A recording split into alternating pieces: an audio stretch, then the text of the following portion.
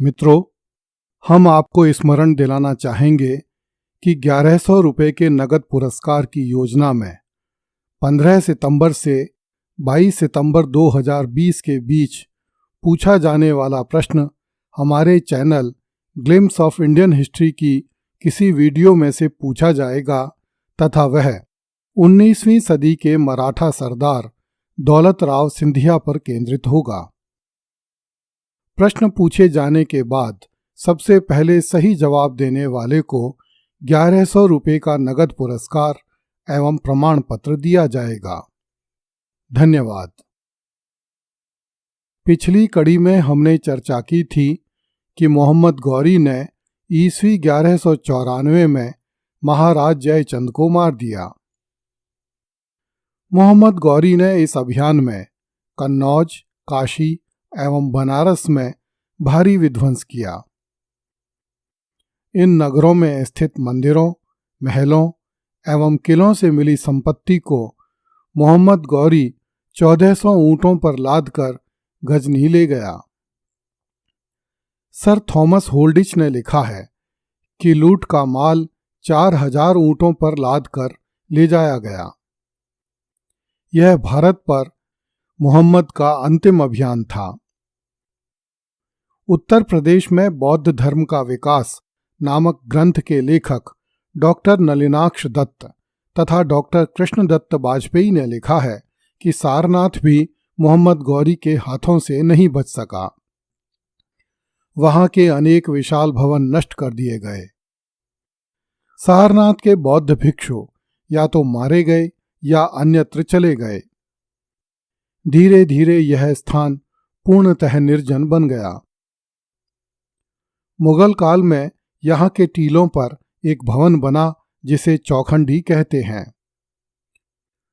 कुछ लेखकों का मानना है कि सारनाथ का विध्वंस तो महमूद गजनवी के सेनापति नियाल्तगीन ने बनारस अभियान के समय ही कर दिया था।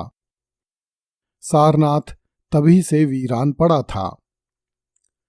ईस्वी 1197 में मोहम्मद गौरी के बड़े भाई गयासुद्दीन की मृत्यु हो गई तथा मोहम्मद गौरी गजनी एवं गौर सहित संपूर्ण सल्तनत का स्वामी बन गया।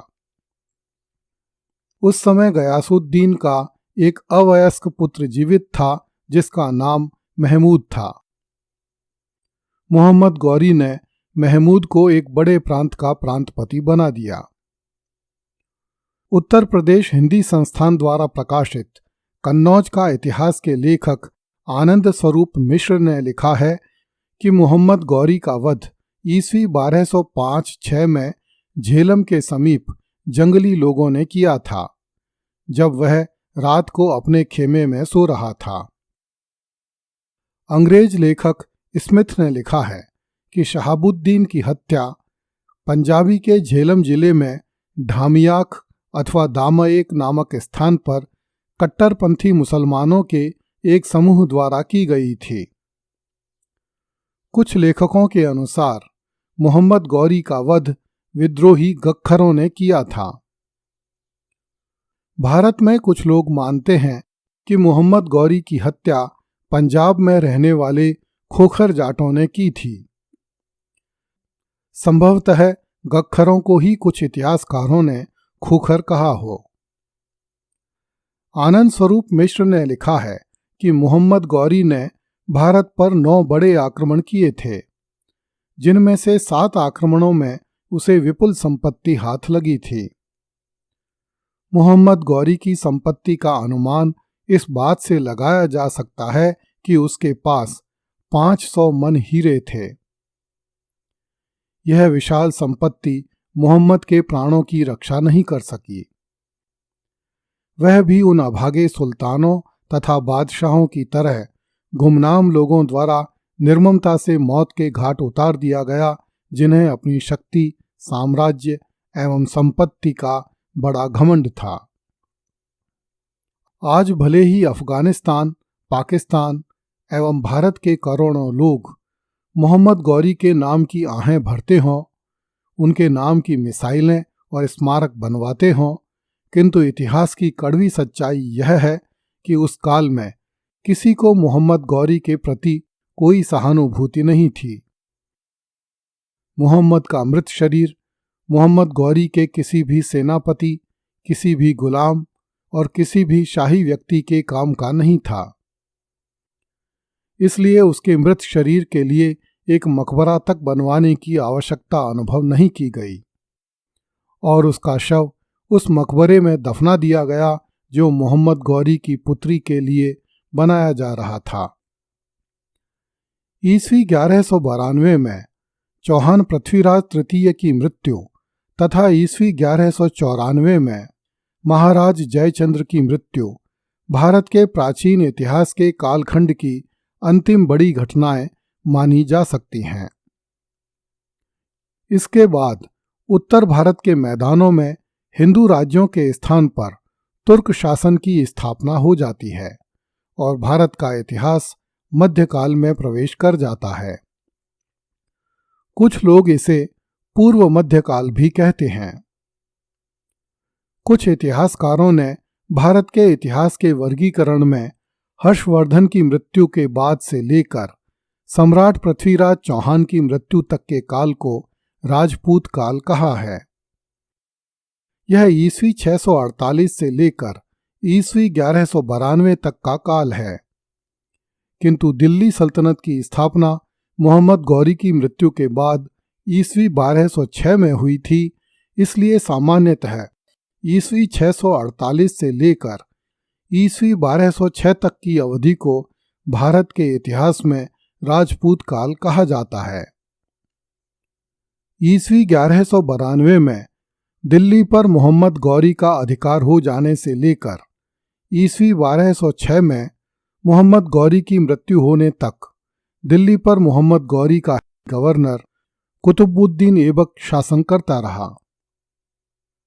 उसके अधीन पंजाब के बहुत बड़े हिस्से से लेकर दिल्ली, अजमेर, कन्नौज, बनारस तथा बदायूं आदि के क्षेत्र थे। ये क्षेत्र सिंधु और सरस्वती से आरंभ होकर पंजाब की 5 बड़ी नदियों झेलम, चिनाब, रावी, सतलुज तथा व्यास से होते हुए गंगा एवं यमुना की अंतर्वेदी तक विस्तृत थे। अंतर्वेदी को अब गंगा यमुना का दोआब कहा जाता है। सिंधु के तट से लेकर गंगा के मैदान तक विस्तृत यह क्षेत्र संसार के सर्वाधिक उपजाऊ क्षेत्रों में से एक था। धरती के इस भूखंड पर संसार की सर्वाधिक उन्नत एवं समृद्ध संस्कृति का प्रसार था। वेदों के मंत्र इसी क्षेत्र में प्रकट हुए थे। पुराणों की गाथाएं इन्हीं क्षेत्रों में सुनाई गई थीं। श्री राम की अयोध्या, श्री कृष्ण की मथुरा, भगवान भोलेनाथ शिव की काशी इसी भूक्षेत्र में स्थित थी। भगवान वेद व्यास ने गीता का तथा महर्षि वाल्मीकि ने रामायण का प्रणयन इसी क्षेत्र में किया था। महारानी शकुंतला का पुत्र भरत इन्हीं मैदानों में खेला था। पांडुपुत्र पांडवों ने इन्हीं मैदानों में अपनी दिग्विजय यात्रा की थी। विष्णुगुप्त, चाणक्य और सम्राट चंद्रगुप्त जैसे गुरु शिष्य इसी भूखंड में प्रकट हुए थे। सम्राट समुद्रगुप्त ने इन्हीं मैदानों को जीतकर भारत राष्ट्र की कल्पना को साकार किया था तथा वैष्णव धर्म का समुद्र पर्यंत प्रसार किया था। वह समय बीत चुका था जब थानेश्वर का सम्राट हर्षवर्धन, मरुभूमि के गुर्जर प्रतिहार नरेश तथा सपादलक्ष के चौहान इन मैदानों के स्वामी हुआ करते थे। समय बदल चुका था। वेदों की ऋचाएं शांत हो चुकी थीं। स्वर्ग से आने वाली हवाएं भारत आने का रास्ता भूल चुकी थीं तथा नदी तटों से उठने वाले यज्ञ कुंडों के धूम्र वलय काल के गाल में समा चुके थे। अब इन मैदानों तथा उनमें बहने वाली नदियों का स्वामी मोहम्मद गौरी का जेर खरीद गुलाम कुतुबुद्दीन ऐबक था और निर्दोष हिंदुओं के रक्त से भीग भीग कर धरती लाल हो चुकी थी।